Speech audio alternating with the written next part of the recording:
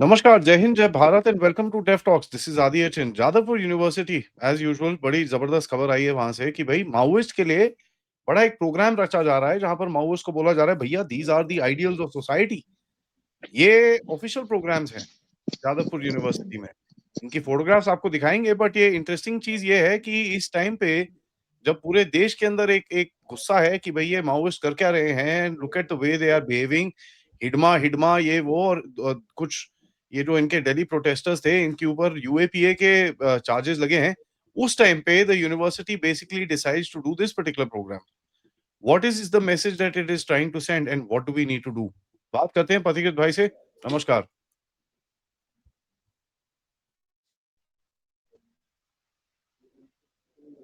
नमस्कार आदि भाई, hope I am audible and visible. या थोड़ा सेटअप आज या चेंज है, but anyways if you go into that topic right now. जी, तो 24 नवंबर को रिवोल्यूशनरी स्टूडेंट्स फोरम करके एक अल्ट्रा लेफ्ट ऑर्गेनाइजेशन है, स्टूडेंट्स यूनियन है, जिस organisation basically a front of the Maoists. उसने एक सॉलिडारिटी प्रोग्राम जादवपुर यूनिवर्सिटी के अंदर किया और उसमें इन लोगों ने सिंबॉलिकली जादवपुर जो कलकत्ता सिटी है, कोलकाता का नाम रख दिया कोटेश्वर राव शहर।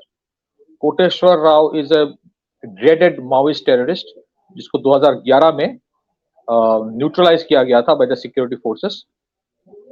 तो जादवपुर यूनिवर्सिटी का नाम ही शायद इन लोगों ने बासवराजू रख दिया, जो सीपीआई माओइस्ट का जनरल सेक्रेटरी था, जिसको सिक्योरिटी फोर्सेस ने हाल ही में मारा है।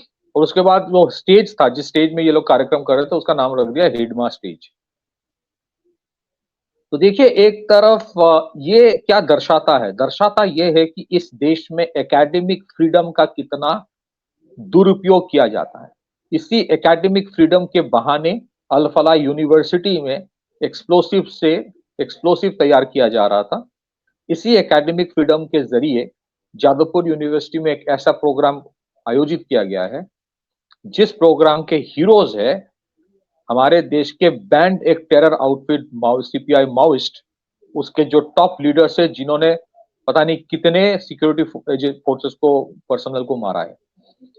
तो पहला जो सवाल यह है कि जैसे मोदी जी ने कहा था कि जंगल में माओवाद तो खत्म हो रहा है, बट वो क्या है कि वो लोग पनाह ले रहे शहर में। जो जंग वो लोग फ्रंट आमने सामने लड़ नहीं पाएंगे, वो ये जंग यूनिवर्सिटी के अंदर अपना बेस बना के कर रहा है। और बेस बना के क्यों कर रहा है? क्योंकि यूनिवर्सिटी में जो पढ़ने आते हैं, आप देखेंगे 12वीं पास करके जो बच्चे आते हैं, उनके दिमाग एकदम प्योर होता है, उनको ज्यादा पता होता नहीं है जिंदगी के बारे में, दुनियादारी के बारे में।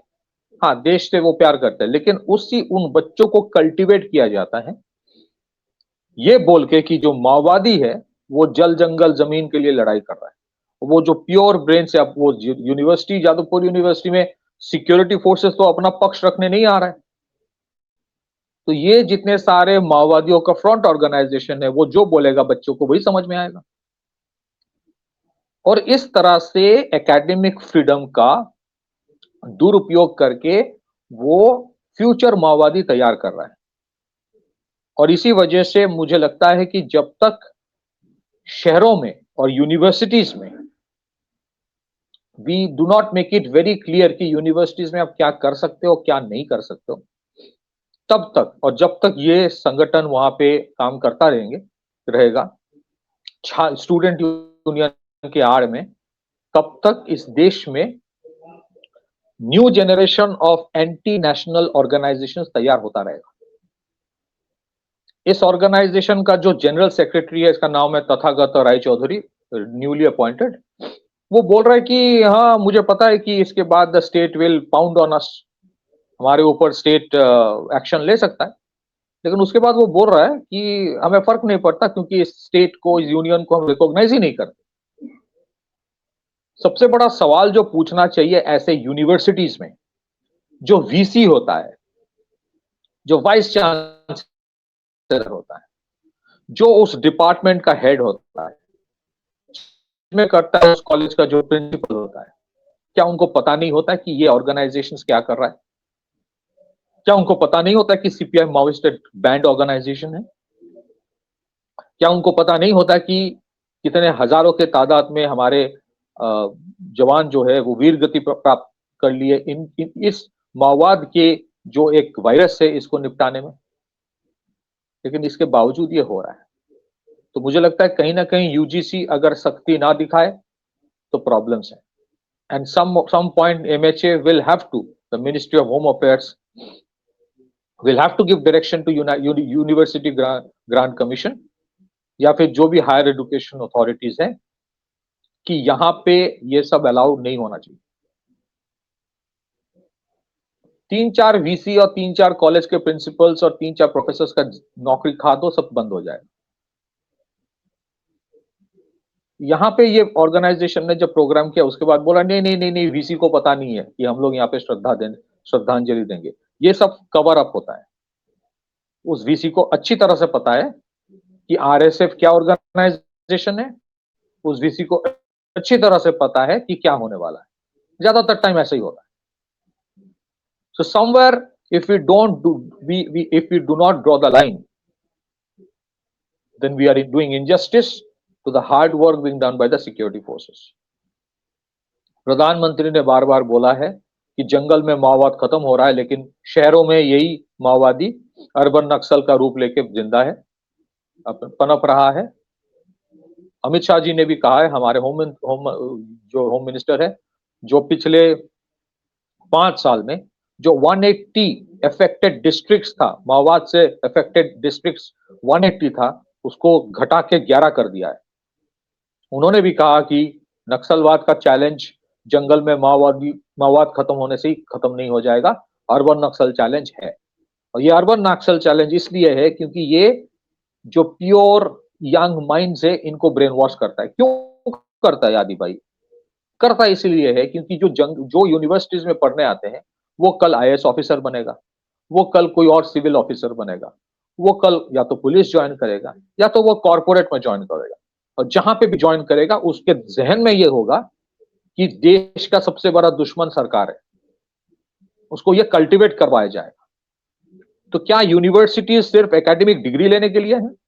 अगर यूनिवर्सिटी सिर्फ एकेडमिक डिग्री लेने के लिए है और उसके आड़ में ये सब सिखाया जाता है तब तो यो नहीं रहता। तो राष्ट्रवाद सिखाना जरूरी है और राष्ट्रवाद का एप्लीकेशन जरूरी है।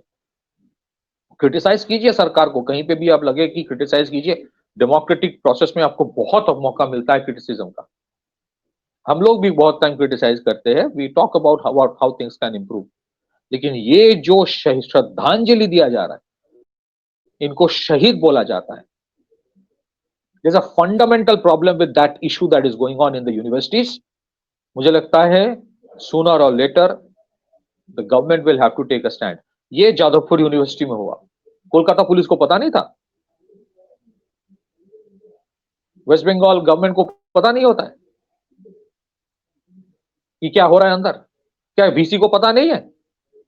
क्या ये ऑर्गेनाइजेशन कल पैदा हुआ था? नहीं, RSF is there for a long time. उनके जो कार्रवाई है, उनके जो क्रियाकलाप है, सबको पता है। और एक चीज समझना चाहिए कि बहुत सारे ऐसे टॉप माओइस्ट लीडर्स है जो इस तरह के यूनिवर्सिटी से आए हैं।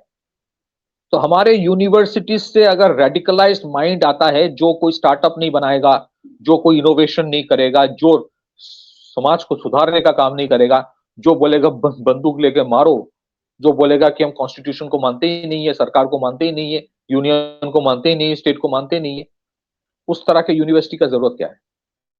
और अगर उस तरह का यूनिवर्सिटीज है और हम टैक्स पेयर पैसे से उस यूनिवर्सिटी में पढ़ाया जा रहा है, then there is something fundamentally wrong. Something is fundamentally wrong.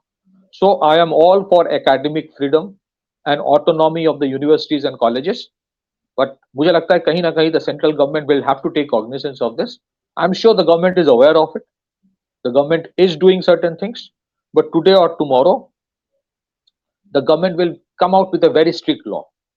और जिस दिन आएगा, अब देखना यही लोग जो आज एसआईआर लेके रो रहा है, वो कल उसी को लेके भी रोएगा। अरे तुम फैसिस्ट स्टेट बनाना चाहते हो। यूनिवर्सिटीज होता किस चीज के? अब यूनिवर्सिटीज में डिस्कस करो कि how do you improve the tribal dominated regions, उसको इंप्रूव डिस्कस करो, कम आउट विद सॉल्यूशंस। सबसे हैरानी की चीज आदि भाई ये है, जो मैंने पहले भी कहा था, ये ट्राइबल्स ने हराया माओवादियों को, और ट्राइबल जगह पे माओइस्ट को जो मारा जाता है, सेलिब्रेशन हो रहा है। हिडमा के खुद के गांव में लोग फोटो शूटिंग कर रहा है, गन से शूट नहीं कर रहा है। तो what are they trying to do now? They have sheltered themselves into urban areas, और अर्बन एरियाज में जो बच्चे होते हैं, जो पढ़ाई लिखाई के सिवा कुछ दुनियादारी के बारे में पता नहीं है, इनको कल्टीवेट कर रहा है to create next generation poison minds. आप सोच सकते हो कि ये कितना खतरनाक है। आप सोच सकते हो कि ये जो बच्चा बैठ के वो चीज देख रहा है, जहां पे श्रद्धांजलि दिया जा रहा है हिडमा को, उसके दिमाग में क्या चल रहा होगा?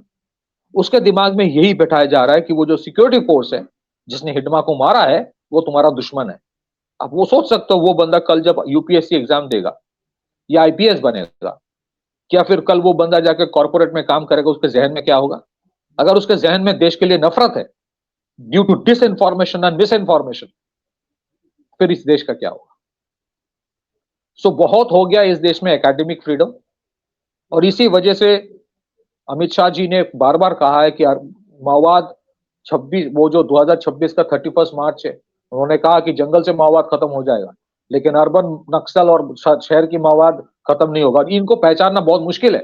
कभी कभी वो आपके बगल में बैठेगा, आपके साथ बात करेगा, आपको देख के लगेगा कि बहुत इंटेलेक्चुअल है, और इंटेलेक्चुअलिज्म के आड़ में वो आपके जहन में जहर घोलेगा। इंटेलेक्चुअलिज्म के आड़ में होता है ये सब, और जब तक ये इंटेलेक्चुअल टेररिज्म को खत्म नहीं किया जाएगा, तब तक जंगल के माओवाद फिर से आ जाएगा, पूरा खत्म नहीं होगा। क्योंकि जितने फॉल्ट लाइंस कल्टीवेशन है, हम लोग जो बात करते हैं ना, बाहर से पैसा आता है फॉल्ट लाइन कल्टीवेशन के लिए, ये फॉल्ट लाइन कल्टीवेशन ये लोग करते हैं। ये फॉल्ट लाइन कल्टीवेशन करके विक्टिमहुड तैयार करता है। जातिवाद तैयार ये लोग करेंगे, जातिवाद को खत्म करने की बात नहीं करेंगे। ये बोलेंगे क्लास स्ट्रगल करो। ये खुद मोबाइल फोन, आईफोन का इस्तेमाल करेगा, लेकिन उसके बाद वो बोलेगा कैपिटलिज्म के खिलाफ लड़ाई करो। ये खुद ऐश की जिंदगी जिएंगे, ये सब बड़े बड़े नेता लोग, जो माओवादी नेता, और बच्चों को भेजेंगे जंगल में लड़ाई करने के लिए। तो मुझे लगता है कि we have a fundamental problem. आप कुछ फोटोग्राफ से अगर आप दिखा चाहते हो वो दिखा सकते हो, बट ये मुझे लगता है ये एक्सेप्शनल चीज नहीं है। ये पिछले कई दशकों से इंडिया में चल रहा है, पिछले 30-40 साल से चल रहा है। किस तरह से यूनिवर्सिटीज में, हायर एजुकेशन इंस्टीट्यूशंस में urban Naxals have taken shelter funded by nefarious organisations. ये यूनिवर्सिटीज में हो रहा है। उस स्टेज का नाम हिडमा स्टेज रख दिया, जादवपुर यूनिवर्सिटी का नाम चेंज करके बासावरा जो स्टेडियम यूनिवर्सिटी ऐसा कुछ रखा है, शहर का नाम बदल दिया सिंबॉलिकली। तो ये जंगल वाले जो हिडमा है, उससे क्या वो कम डेंजरस है? ये लोग they kill your mind. The bullet that they use is their own words, which are destroying the coming generations. So मुझे लगता है we have a very very fundamental issue, जिसके बारे में प्रधानमंत्री ने बोला है, जिसके बारे में अमित शाह जी ने बोला है, और इस चीज को हमें बहुत गंभीरता से लेना होगा। And I am sure the government will do something, but जिस दिन वो करेंगे, that day we all have to support the government, because उसका भी विरोध वही लोग करेंगे जो आज एसआईआर का हर चीज में आ रहे हैं।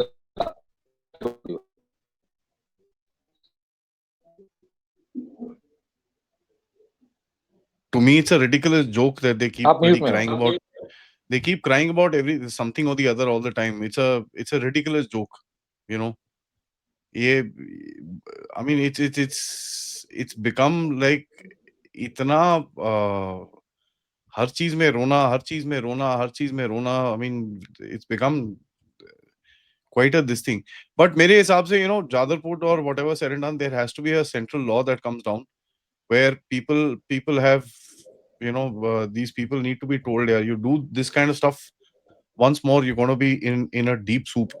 I don't care if they cry bloody democracy, freedom, there is that, jo marzi rote raho, it doesn't really matter. We need to get to a hard state point at some point or the other, because ye to ये तो इनका तो ऐसा है, ये तो रोते रहेंगे और कुछ नहीं है इनका काम। They will keep on crying, ठीक है? Their work is just to cry, that's all. अंत में मैं ये इतना ही कहना चाहूंगा कि ये जो जंग है इसको आप बुलेट से नहीं जीत पाओगे। इसको हराने के लिए यू नीड स्ट्रॉन्ग लॉस। इसको हराने के लिए you need a strong narrative against this Maoist जो विक्टिमहुड प्ले करने में माहिर है। ये लोग विक्टिम प्ले करेगा, लेकिन कल तक जब इनके हाथ में हथियार था, जब इनके कंट्रोल में 180 डिस्ट्रिक्ट थे, सबसे ज्यादा क्रूएल लोग होते हैं। और जो ये कभी नहीं बताएंगे, सबसे ज्यादा जो आदिवासियों के ऊपर अत्याचार किया है, ये माओवादियों ने किया है, जिसकी वजह से मैं फिर से दोहराना चाहता हूं, पहले भी मैंने बोला, जिसके वजह से माओवादियों ने हजारों लाखों की तादाद में सिक्योरिटी फोर्सेस को ज्वाइन किया और इन्हीं माओवादियों को इन्हीं की टैक्टिक से हराया। I mean, just for reference, I have done a video with, मैंने हिडमा के टाइम के ऊपर मैंने वीडियो किया था इसके ऊपर। One thing that I'd come up, and उस टाइम पे भी मैंने काफी ये जितने भी Maoists हैं जो बेचारे people who are affected, and I'd done some interviews with them. So guys, if you really want to get some context, please watch that show, because that has the grueling reality of the game, जो चीजें बताते नहीं है आपको, ठीक है? That the way these Maoists have dealt with the common people there, it's not even funny. Forget the fact कि भाई वो उनको तंग करते हैं, उनको वहां पर there's no development and this and that. It's the sheer fact that they are basically exploiting the same people they are claiming to protect. तो ये जो लोग हैं यहाँ पर, ये the children who are basically today in jail because of the Delhi, this Delhi protest. One thing they need to understand is that अगर लगता है कि इनको कोई बचाने आएगा, इनके पीछे कोई भागेगा, ये करेगा, if they get harsh punishments, कोई नहीं देखेगा इनको. They will be just put across as people who they have sacrificed for the cause. Who will see them? Who will protect them after that? No one. And that's exactly what happens to these people. So one must understand that, let's not be useful idiots in this entire game, and we must look at reality in this aspect. On that note, thank you so much Pathikit bhai for that update. सबसे request है, video को like करिए, subscribe करिए, and share this with your friends and families. And of course, we need our education system cleaned up. There is just no question about it. Do contribute towards the channel. Use the QR code, या PayPal, या Super Sticker, Super Chats, or become members, or check out our store as well. Namaskar.